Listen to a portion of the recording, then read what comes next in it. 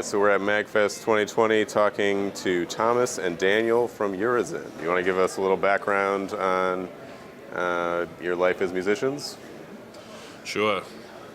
So we're from Dallas, Texas, and we started out as just a straight metal band, progressive metal, playing in street clothes kind of thing.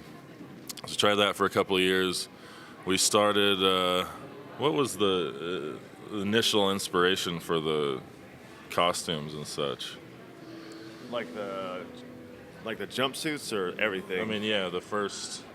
Well,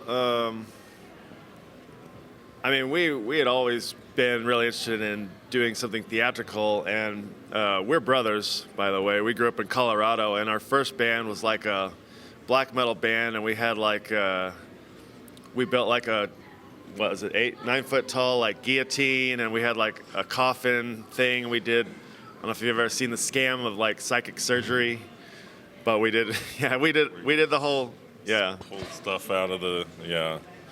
We did the whole like fake blood guar thing, and I guess the thing that I remember is when we were doing that, it's like the music, like nothing, everything was at like 50% as good as it could be, because we were like, we didn't spend enough time on like getting good at playing live, or the music and the props were kind of in the middle.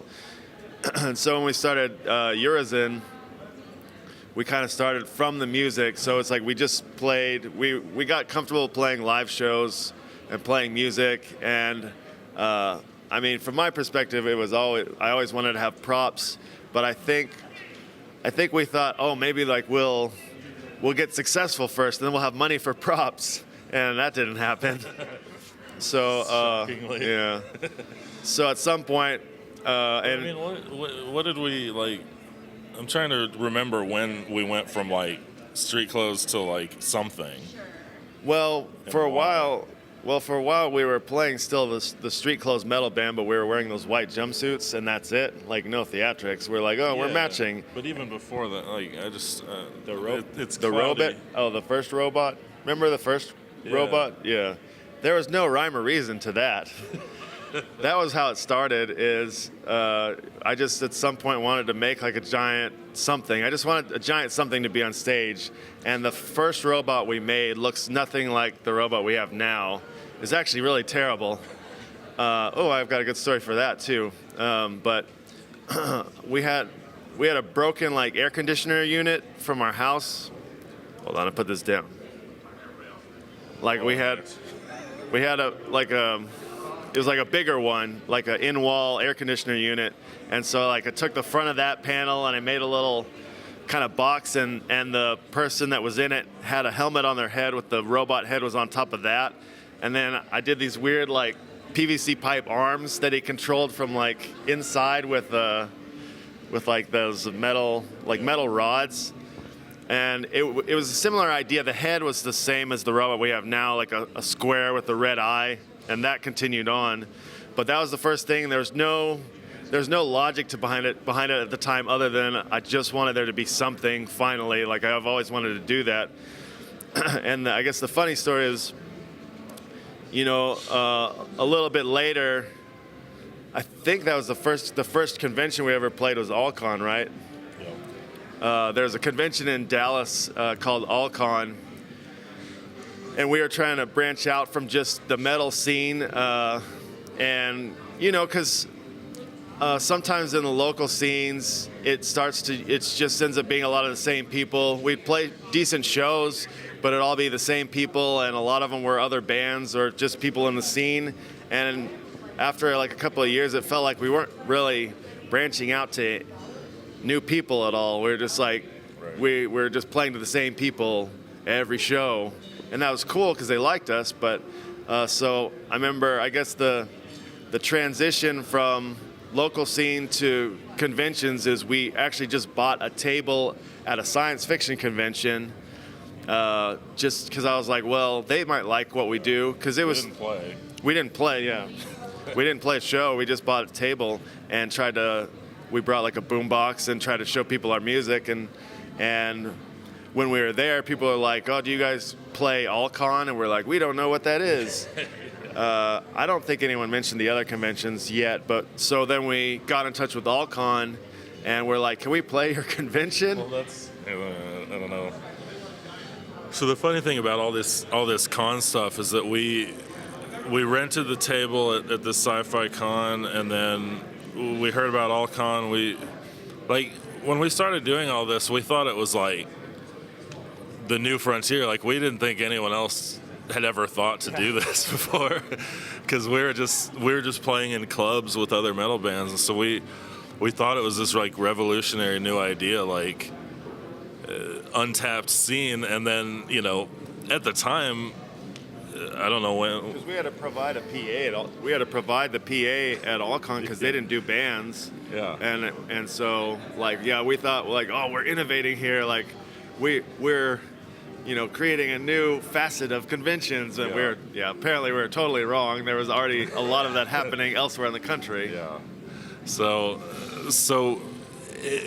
by accident, it kind of worked out. You know, it wasn't revolutionary, but it was effective, and so we started kind of playing where we could. And then I think the big change for us happened in 2010. Well, can I take a quick detour real quick to wrap up the robot story? The point of the robot, the first crappy robot we had, is we played All-Con in Dallas, and that was kind of our first experience with like cosplayers. It was years and years ago. And so we had our crappy robot up on stage, and I was like, this looks terrible compared to everyone else's costumes here.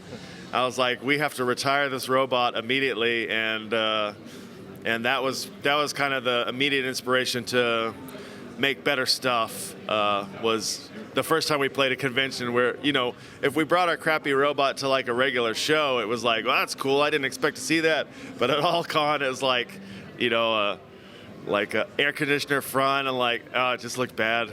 And like everyone's like walking around in these like, you know, super fancy like World of Warcraft, like, you know, very detailed, all the EVA foam stuff. And we got this like air conditioner unit, like, meep, mop, meep, I'm a robot. Yeah, it was terrible.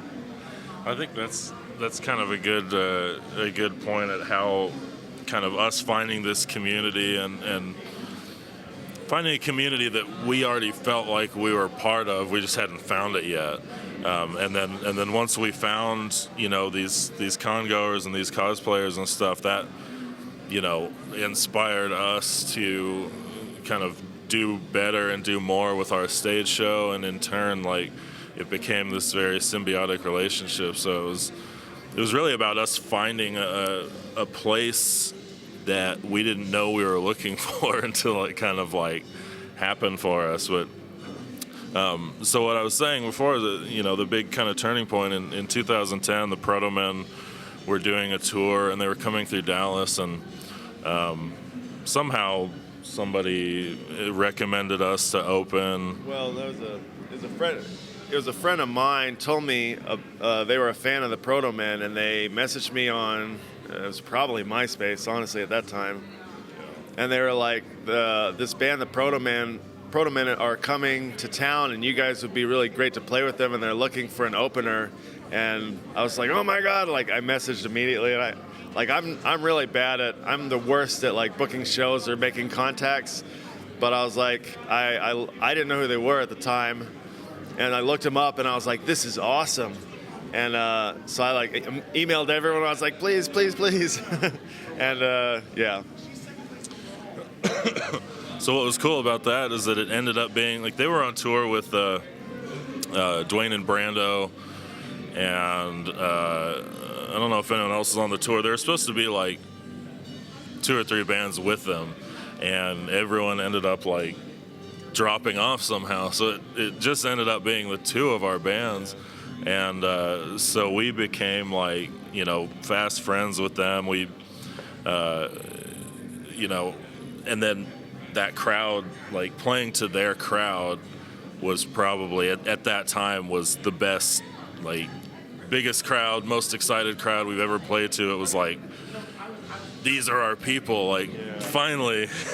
Yeah, when we started doing the theatrics, some of them ones that you still see, like we've been doing the robot and the big blob kind of finale for all this time because people really like it. So we'll kind of change in and out different theatrics, but we always keep that one because people want to see it. But we started doing that in the metal scene, and I don't know if it was a local scene thing. I think it was a local scene thing because we went on to do tours with metal bands later. But the local scene, just for some reason, having the stage theatrics, like we just suddenly started getting a lot of comments like, "Oh, this is so cheesy. Like, why are you doing this? Like, you know, you guys used to be so good." Like, it was really disheartening, and we never stopped doing it because like we grew up with Gwar and Rammstein and White Zombie. Like, we wanted to have theatrical show. And so we were sticking to our guns, but it was really discouraging. And then that's what I remember, I think the very most about the Proto Men show. It was a bigger crowd than we're used to, and it was great. But the thing I remember most is that people were coming up to us and saying, like, that was so cool, that was awesome, you know? Instead of like, oh, that was cheesy, or oh, that was so funny, or dorky or dumb. Like, the metal scene was just calling us all kinds of like, kind of like backhanded compliments, like, oh, I like cheesy shit like that, or you know, stuff. I don't know if we can cuss on the podcast, but Hilarious is what drove me crazy. Hilarious, yeah. People kept being like, that was hilarious. And we're like, that's fine. I mean, I'm glad you're entertained, but when we played with the Proto Men for the first time, suddenly people thought it was cool and awesome, and you know, it was a lot of people that came from a similar background as us that played video games and, you know, watch sci-fi and stuff like that. Yeah, so I think at that point, you know, it was kind of off to the races for us. Like we had stumbled into kind of these new communities on our own, but then meeting Proto Men, and they're like, okay, here's what you do, like, do this, do this, do this, and we're like, all right. Yeah, so they pretty much told us, you know. They told us about MAGFest. Yeah, they're like, they go, try to get on Dragon Con, MAGFest, PAX, like, and then just Nerdapalooza, and then, you know, just find wherever you can. So by some miracle, I was like, all right, let's see. Go into Google, like, Dragon Con, you know, what is this? And it's like the world's largest, you know, 80,000 in attendance. We're like, oh, okay. So we applied to play, and the first year they were like, yeah, okay, come on. So we applied. We played at Dragon Con that one time, never again, because you know, we applied a couple of years, but they didn't want us anymore. I think people have said that, except for what's the name of the band that? Crew Shadows. Except for the Crew Shadows, I think Dragon Con tries to only book like once or space it out every few years or something. Because Proto Men had only played it once or twice total. But that was so that was our first exposure into the magnitude of what a convention can look like. And so, you know, so we played that. We started playing conventions kind of all over the country, and we met Mega Ran, and That was kind of an interesting circumstance. Well, because so we got on Dragon Con right away, but we applied to all the other ones like a number of times, and we got rejected for, I don't know, maybe about 2 or 3 years. We still San Japan. In Oh Antonio, yeah, still 10 years later. we still haven't gotten on San Japan, just down the street from us in San Antonio. Well, so everyone, like a lot of people in the scene were on our radar suddenly. Years ago, I had been into the website 8-Bit Peoples, so I knew of like of just kind of like the chiptune scene, like Vert and I can't remember his name now. He's like one of the first guys. Null Sleep. I was listening to that stuff, but I didn't really know about the greater scene, all these different musicians. And then when we did, really once we talked to the Proto Men, we played a couple of shows with them and started looking into MAGFest and Nerdapalooza and all these things. You could see the lineup, saw people like Mega Ran, Bit Brigade. We knew Power Glove because they had kind of crossed over into the metal scene already. They did a tour with Dragon Force. But so, you know, all these people were on our radar, and Mega Ran was doing a tour with, I can't remember the name of the band anymore. Do you? Big Matt's band? Those Who Fight. Those Who Fight. They were doing a tour with a band, Those Who Fight, that did MAGFest a bunch of times. It's kind of like a nerd scene super group. Like, I know Professor Shy Guy was in it at some point. Amanda Lepre was in it. The guitarist from Arm Cannon, not Dan, but the other one, Mike. Villalobos? Yeah. Oh, he was in it.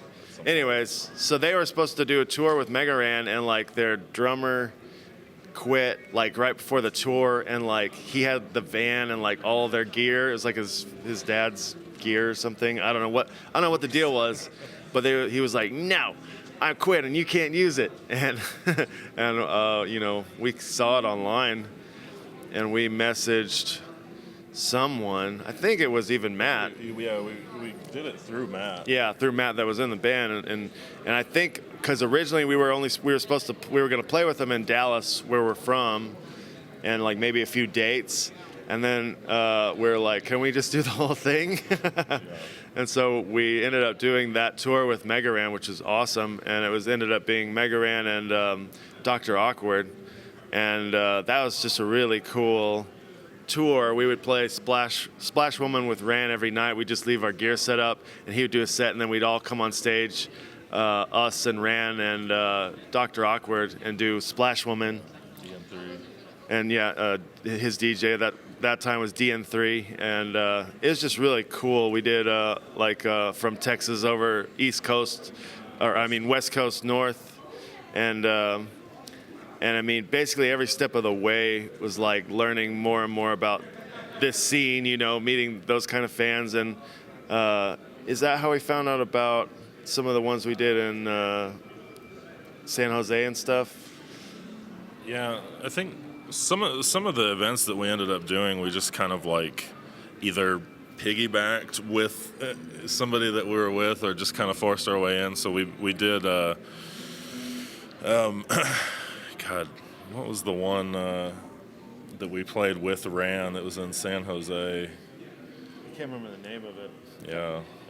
Yeah. Because then there was like California Arcade something. That was a different Expo, one. yeah. Well, CAX. Yeah, we played with like Bit Brigade for the first time. Yeah. I don't know why I can't remember, but anyway, it was our whole identity kind of became, you know, enmeshed in the other artists in this scene and the fans in the scene. And when I say this scene, I guess I kind of mean convention people, VGM people, cosplay people. Like, that's what's so great. I mean, honestly, like it's such a broad scene, but it's kind of like it's very specific to like a certain type of people, and it's the kind of people that we've always been and just hadn't found, you know, that group yet, and the kind of people that musically we've always wanted to be and didn't realize that there were people kind of already doing that. So, you know, our Urizen is kind of in an interesting position because we do kind of consider ourselves a VGM band, and we kind of get, you know, lumped into that or categorized. I don't want to say lumped to sound negative, but and with MAGFest, you know, that was kind of one of our big hurdles, was that it's VGM bands, and traditionally that means you're covering, you know, video game music. Or doing songs about. Well, even that though, like Proto Man, you know, they've felt a little bit of heat in the past, even now, I think, because there's still a debate. Is like, are they actually VGM? You know, they're not playing video game music. It's about video games, and so we kind of fall into this weird category where it's like, you know, after our first album, you know, Thomas started experimenting with, you know, Nintendo, was it the MIDI NES? MIDI NES. So we pulled out the original Nintendo from like our childhood, and he's pulling sounds from that. And so the Universe Red album was our second album. You can hear it's lots of chiptune, it's lots of 8-bit. And again, this is kind of something that we're like, this is revolutionary. Nobody knows, and Yeah, I found out about MIDI NES and stuff because like my only link to like this scene at the time was just that website 8-Bit Peoples back in the day, and also like there's a pixel art site that I really liked a lot. But whenever I found out about MIDI NES, I bought it, and we started integrating like NES, chiptune with like our live actual music. Like, I mean, yeah, it was. In retrospect, it was silly, but I was like, I'm going to blow, people's minds are going to be blown with this. It's like chiptune and other music. And then we come to some of these conventions, it was like, oh no, yeah, people have been doing this for years before I ever thought of doing it. And I just hadn't found it, so yeah. But I think that kind of speaks to, how we were kind of these lost sheep that hadn't, found our place yet, because our whole lives have been, playing video games, like reading comic books, like, kind of being this, the nerdy type, it was nerdy shit and then like heavy metal. Like those were kind of our worlds. And as we got older, it's like, well, I guess we'll just go heavy metal because that's what's going on, especially, Dallas, Texas, man. It's the home of Pantera, and it's very... It's a metal kind of place, and that's I think what we wanted to be at first, and then we started branching into something more nerdy, and that wasn't jiving with the kind of people that were coming to our shows. So kind of finding this place and feeling like we belong, but then at the same time it's like, well, we're kind of skirting the edge because we have the chiptune sounds and we have what we consider like a live action kind of video game experience. But, we're not covering the songs. Like, people come to see our show, they're not going to recognize, Zelda and Metroid and stuff like that they might with some other sets. So that, interestingly enough, we can't help but continue to make ourselves somewhat black sheep in any situation that we're in because, we show up here and it's like, well, we're not going to play video game music. We're going to play video game inspired music. Yeah, but and I think though, I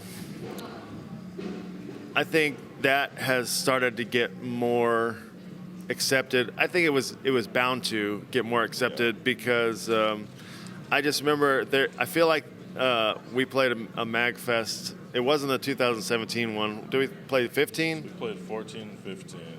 I think it was 15 that I remember. I felt like the cover song nature of the festival kind of hit a critical mass where you would go from one concert and hear Mega Man 2 to the next concert to hear Mega Man 2, and everyone was doing the Guile's theme, and it was just like everyone started stepping on each other's toes, not in a bad way, but it was like, did you hear their Mega Man 2? Did you hear their, Mega Man 3, Dr. Wily's level? Like, people started, like, because we all grew up playing the same games, and like there's certain themes that are just undeniably awesome. Like, I mean, I love all the Mega Man 2, Mega Man 3 music as well. But I think because of that, I just remember that one time period. It just felt like that started happening, and so that was another thing that we were gonna. The Mega Man music is something that we were like, we're gonna cover a Mega Man song. No one's ever done that before. Yeah, the two remixes I had done before that, just on my own, before I knew about the scene. One of them was the end of Mega Man 2. Yeah. And Punch Out, which I don't hear a lot of Punch Outs still, but still do that. Yeah, we should. But I guess I was gonna do a special shout to Arm Cannon from last night because they played a couple originals. And they seemed kind of reluctant on stage about it. I know they were kind of like, oh, sorry, this isn't a cover. But I really don't think people necessarily only want covers anymore because the two originals that I heard from them last night were awesome. And the crowd responded, appropriately. So I think that kind of thing is good. I think it was bound to happen. And I think sometimes from within the scene, it feels like it won't work. But I think like we all are, fans of all this stuff, and so hearing original work inspired by all the stuff that we all like, it's like people want to find new stuff. I mean, everyone's always looking for new cool stuff to like enjoy or new media to have, and so I'm glad to see stuff like that. There's been a little bit more people doing like original music interspersed, or like Bit Brigade's other band, Double Ferrari. They played a few years ago, and people dug that. It's like I think it's a good showcase for people. Other musicians outside of the scene have asked me about that because we don't do covers.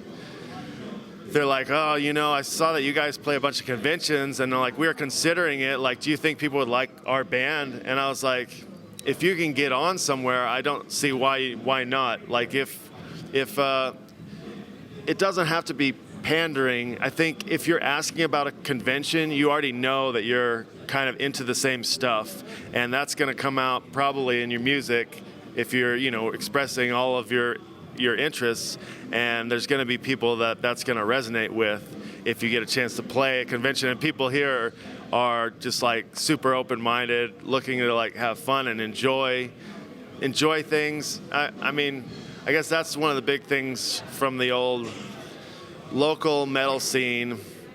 A lot of times it felt very competitive, like the fans are competitive with other fans, like, this band, I like this band, I hate this band, and the bands are competitive with each other, but I don't find that to be the case as much in this scene. Yeah. Like people like to collaborate more, people support each other more. I mean, we did a tour with Megaran, we're like a theatrical metal band, and did a tour with, nerdcore rapper, and it totally worked. Yeah, 2 nerdcore rappers, and it totally worked, and people dug it, and I think that blew my mind. But I think that's something that people maybe don't think, that they need to find one small facet of the same kind of people that are going to like their thing. But you never know. Like, we had a bunch of people, we played last night, and a bunch of people came up saying, I don't really listen to metal, but I really liked you guys' music too, so you just don't know. You don't know who might see you at some of these conventions. Yeah. Any final thoughts or any things that you're looking forward to at MAGFest, or highlights of this MAGFest? Oh, man. Yeah, I think we're looking forward to finally having time to check out MAGFest. One of the joys of playing on Friday night is that we play our set, we're done with all that, so we have all of Saturday to kind of like take in the experience. And but for me, it's I'm still kind of mostly about the music side of MAGFest. So tonight, we've got Power Glove and Proto Man that we're looking forward to. Last night we didn't get to see a whole lot going last night's and yesterday's music, but I caught a decent amount of Samus just between setups, and she was so incredible. And I think that kind of ties back into the point of she does, she's called Samus, and she does, video game kind of beats and this and that here and there, but she'll just go up there, a cappella, this passionate kind of vocalization and stuff that doesn't necessarily have anything to do with video games or the scene, and people are loving it, because it connects. And so I think that's the important thing is, what connects. And so we had Descendants of Erdrick, and what are you looking forward to? I got to check out only 2 songs from Math the Band, and they played right after us, so we had to run to sell merch. But I thought that they were really awesome, and I went and talked to them a little bit after after we were done selling merch, and they were done playing the show, and they were a bunch of really cool dudes. So yeah, I guess as a little sidebar, I'd say that's a really extremely useful thing about playing conventions. One, you'll make a bunch of new friends, but we met Machine Supremacy at MAGFest and we just really got along well with those guys. One of them's like a real big wrestling fan, and they all grew up listening to Megadeth. We're constantly talking about that. And, down the line, we ended up getting to do 2 tours with them. We did one overseas with them, and one built around MAGFest in the United States. And, we've done a tour with Proto Man, and I just, being able to find like-minded people to play shows with and collaborate with is also like a really, useful benefit of playing conventions or just being involved with the scene of people that are really open-minded. And I don't know, it's just a very different scene than like the local Dallas metal scene, which is the only other scene I really have to measure it against, but just a lot more inclusive, and always making new friends at these kind of things, because you start talking to someone. Well, like I was talking to Matt the band, and one of the guys had a P-Lander Z hat, and I was like, P-Lander Z, and then we just all start talking about P-Lander Z, and that's kind of how it goes. Or you start talking about Mega Man or what you grew up playing video games, and suddenly, you've got new friends. So awesome. Great. Yeah. Well, thanks for talking to us, Urizen. Absolutely. Have a good rest of your MAGFest. Thank you.